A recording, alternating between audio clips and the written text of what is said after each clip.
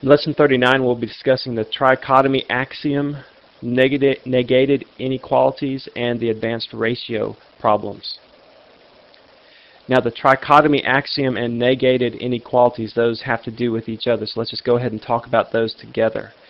The trichotomy axiom, that sounds like a big word, but it's really a pretty simple thing to understand. If you had two real numbers, any two real numbers, A and B, they're either going to be equal to each other, one will be greater than the other one, or one will be less than the other one.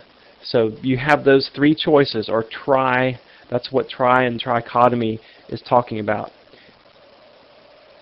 An axiom, that's just usually a universally accepted mathematical truth.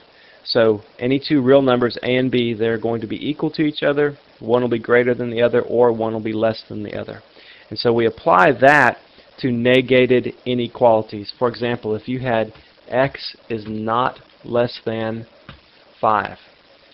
So you put a slash through it. That slash means it's negated. So if x is not less than 5, you think of your trichotomy axiom. If it's not less than 5, then it has to be the other two things.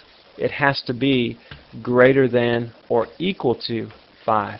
If it's not less than that, then it's the other two things. So when you work with these negated inequalities, you think of your trichotomy axiom, and there's three choices that you have. If it's not one, then it's the other two. Let's do a practice problem. I want you to graph x not less than or equal to 3. So first, let's just do the actual inequality here instead of the negated one.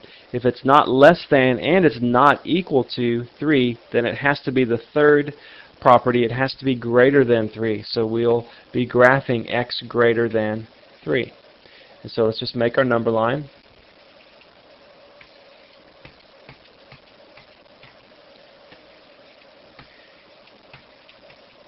And yours doesn't have to be exactly like mine, but something similar. Anyway, it has to have at least 3 on there. And so x greater than 3, that means we would put an open circle at 3, and we would shade in to the right. That would be the expression of x not less than or equal to 3, the graphical solution to that. Let's do one more problem. In practice problem B, I've given you a graphical solution to an inequality. I want you to write the inequality and the negated inequality that would express that graph. So the inequality that would express that graph would be x less than or equal to 4. Because it's a closed circle there, so that shows that we are including 4. So that's the inequality that describes that graph. The negated inequality, we just think of our trichotomy axiom. If it's less than and it's equal to 4, then it would not be greater than 4. So we put a greater than symbol with a slash through it and a 4. So that represents the negated inequality. If x is less than or equal to 4, then x is not greater than 4. Part C of this lesson is about advanced ratio problems. Now in Lesson 38 we talked about ratio problems, and we learned that we have to set up a proportion or two equal ratios or fractions in order to solve for the unknown part of that problem. Now in advanced ratio problems, we'll just have a little bit more to deal with.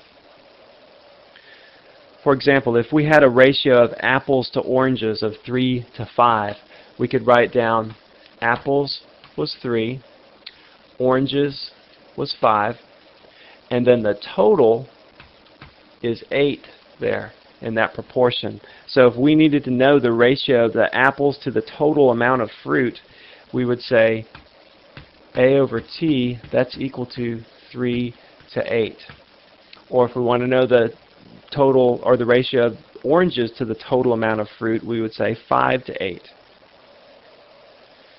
So when we do these advanced ratio problems, when we're dealing with a total, it's a really, really good idea to go ahead and write it out like I've done here, and write your ratio out first with the two quantities that are in the ratio, and then the total, which you add the two individual parts of that ratio together to get the total. Let's go ahead and do a practice problem. Look at this problem. It's a word problem. Let's read it through one time first. The ratio of wins to losses was 3-1. If the team had played 108 games, how many did they win? Okay, well, we know what the ratio of wins to losses was, so let's just go ahead and write those down. Wins is 3. I'll just use the descriptive variable W, and then L for losses is 1.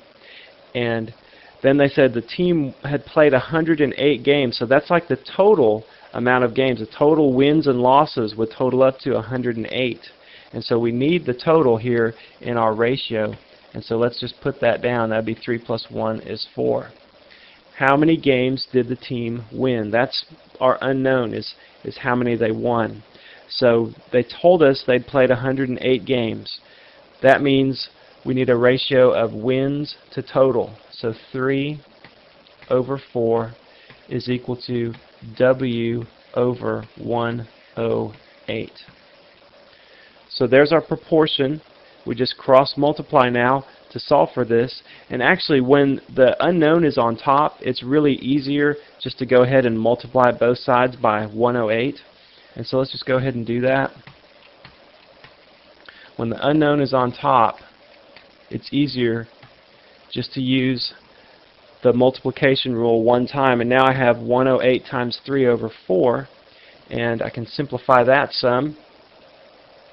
108 over 4 is going to be 27. And so the 27 times 3, that equals 81. So that's the number of wins in 108 games. You can always just think about that, think if that makes sense. 3 out of every 4 games the team won, or 75% of their games. 75% of 108, that sounds like that would be about 81, so that answer makes sense there. It's always a good idea on problems like this to check your work, or just to think about it, think it through, think if your answer really makes sense or not. Let's do one more problem. This one says the ratio of apples to peaches was 3-4. How many apples were there if the total amount of fruit equaled 210 pieces?